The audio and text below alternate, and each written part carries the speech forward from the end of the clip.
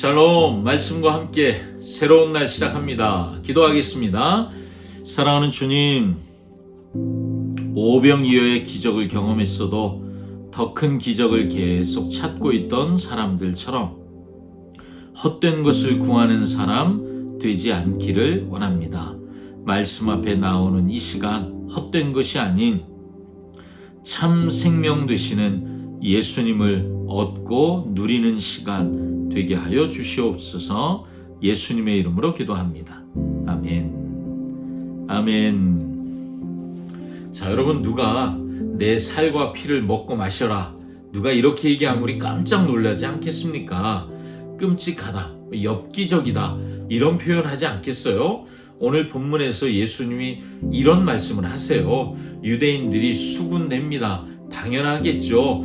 왜 자기 살을 먹으라고 하지? 도대체 예수님은 왜 이렇게 오해받기에 충분한 과격한 표현을 쓰셨을까요? 오늘 말씀을 통해서 예수님의 마음을 배워보실 수 있기를 바랍니다. 요한복음 6장 41절에서 59절 말씀입니다. 자기가 하늘에서 내려온 떡이라 하심으로 유대인들이 예수에 대하여 수군거려 이르되, 이는 요셉의 아들 예수가 아니냐? 그 부모를 우리가 아는데 자기가 지금 어찌하여 하늘에서 내려왔다 하느냐? 예수께서 대답하여 이르시되, 너희는 서로 수군거리지 말라. 나를 보내신 아버지께서 이끌지 아니하시면 아무도 내게 올 수 없으니 오는 그를 내가 마지막 날에 다시 살리리라. 선지자의 글에 그들이 다 하나님의 가르치심을 받으리라 기록되었은즉 아버지께 듣고 배운 사람마다 내게로 오느니라. 이는 아버지를 본 자가 있다는 것이 아니니라. 오직 하나님에게서 온 자만 아버지를 보았느니라. 진실로 진실로 너희에게 이르노니 믿는 자는 영생을 가졌나니 내가 곧 생명의 떡이니라. 너희 조상들은 광야에서 만나를 먹었어도 죽었거니와 이는 하늘에서 내려오는 떡이니 사람으로 하여금 먹고 죽지 아니하게 하는 것이니라. 나는 하늘에서 내려온 살아있는 떡이니 사람이 이 떡을 먹으면 영생하리라. 내가 줄 떡은 곧 세상의 생명을 위한 내 살이니라. 그러므로 유대인들이 서로 다투어 이르되, 이 사람이 어찌 능히 자기 살을 우리에게 주어 먹게 하겠느냐? 내가 진실로 진실로 너희에게 이르노니 인자의 살을 먹지 아니하고 인자의 피를 마시지 아니하면 너희 속에 생명이 없느니라. 내 살을 먹고 내 피를 마시는 자는 영생을 가졌고 마지막 날에 내가 그를 다시 살리리니 내 살은 참된 양식이요 내 피는 참된 음료로다. 내 살을 먹고 내 피를 마시는 자는 내 안에 거하고 나도 그의 안에 거하나니 살아계신 아버지께서 나를 보내심에 내가 아버지로 말미암아 사는 것 같이 나를 먹는 그 사람도 나로 말미암아 살리라.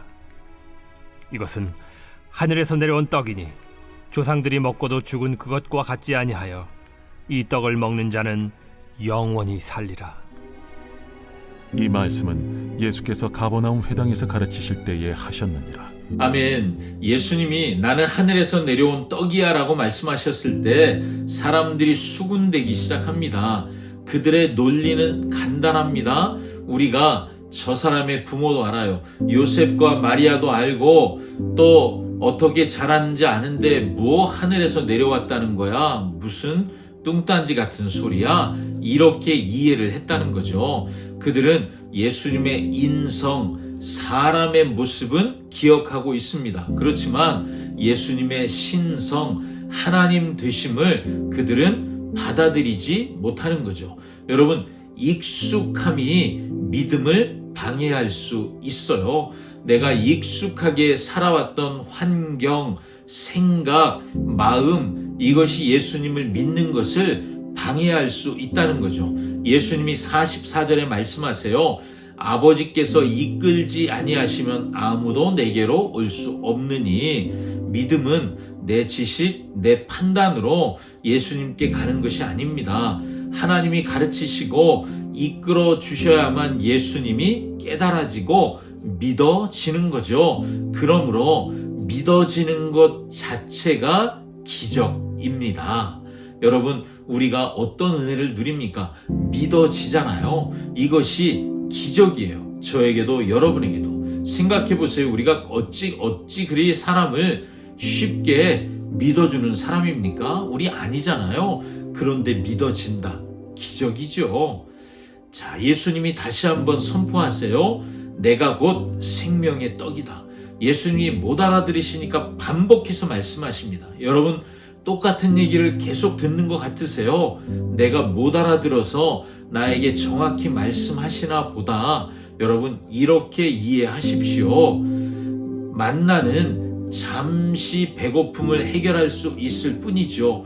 그런데 죽음을 막지는 못했습니다. 하지만 예수님이 주시는 떡, 그건 먹고 죽지 않게 하는 영생을 주는 떡이라고 예수님이 말씀하시죠. 51절이 핵심입니다. 내가 줄 떡은 세상의 생명을 위한 내 살이니라. 예수님은 떡을 나눠주는 것을 넘어서 자기 자신을 쪼개어 생명의 떡으로 주시는 분이라고 그렇게 말씀하십니다. 우리가 아는 것처럼 십자가에서 대속적인 죽음, 우리의 죄를 위해 대신 죽으시는 죽음을 예고하고 계시는 것이죠. 유대인들이 이해 못해요. 아니, 이게 사람이 사람을 먹는다는 게 말이 되냐? 예수님이 한술 더 떠서 피까지 마시라고 하시잖아요. 인자의 살을 먹지 아니하고 인자의 피를 마시지 아니하면 너희 속에 생명이 없느니라. 여러분, 사실 유대인들은 이해 못하는 게 당연해요. 왜냐하면 유대의 율법에는 피를 마시는 것을 금지하고 있습니다. 그런데 왜 굳이 이렇게 말씀하셨을까요? 이것은 실제 살과 피를 먹으란 말씀이 아니죠.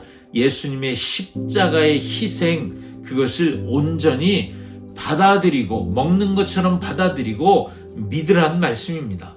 밥을 먹으면 그 밥이 내 몸의 일부 영양분이 되는 거잖아요. 그래서 나를 살게 하잖아요. 그것처럼 예수님을 믿음으로 내 안에 예수님이 오시고 그분과 완전히 연합하라는 말씀이죠.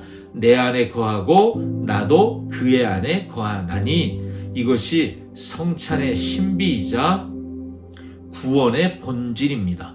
예수님과 한 몸이 되어 예수님의 생명으로 사는 것, 그것이 영생입니다. 자, 요한복음의 독자들은 이 말씀을 읽으며 그들이 성찬을 행하는 것을 기억했을 것입니다. 우리가 떡을 떼고 잔을 마시는 것, 이것이 그들이 행하는 성찬인데, 성찬을 행했던 것을 기억하는 거죠. 예수님을 먹고 마시라는 의미가 이것이구나. 예수님이 우리 안에 오길 원하시는구나. 성찬을 통해 내 안에 오셔서, 그래서 밖에서 우리를 도우시는 게 아니라 내 안에서 우리 생명이 되시는 분이구나. 나를 먹는 그 사람도 나로 말미암아 살리라. 57절 말씀처럼 우리는 이제 내 힘이 아닌 예수님의 생명력으로 사는 사람 되었습니다. 아멘. 자, 여러분, 무엇으로 살고 계십니까? 밥심으로 사십니까? 아니면 예수님의 생명으로 사십니까? 우리가 매일 밥을 먹지 않으면 힘을 못 쓰는 것처럼 매일 예수님을 먹지 않으면, 예수님을 묵상하고 예수님만 신뢰하고 순종하지 않으면 우리는 영적으로 살 수 없는 존재입니다. 오늘도 말씀이신 예수님을 꼭 먹으십시오. 내 생각과 고집은 내려놓고 주님의 살과 피를 의지하여 주님과 연합 하나 되십시오. 그때 비로소 우리는 죽음을 이기는 영원한 생명을 누리게 될 줄 믿습니다. 기도하겠습니다. 생명의 떡이신 주님, 영생의 떡이신 주님을 알아보지 못했던 저의 분별력 없음을 죄로 인정합니다. 저를 살리기 위해 살을 찢고 피를 흘려주신 주님의 사랑 정말 감사합니다. 날마다 말씀을 통해 주님을 먹고 마심으로 내 안에 주님이 거하시고 주님 안에 내가 거하는 이 신비한 연합을 우리 모두 누리게 하여 주시옵소서.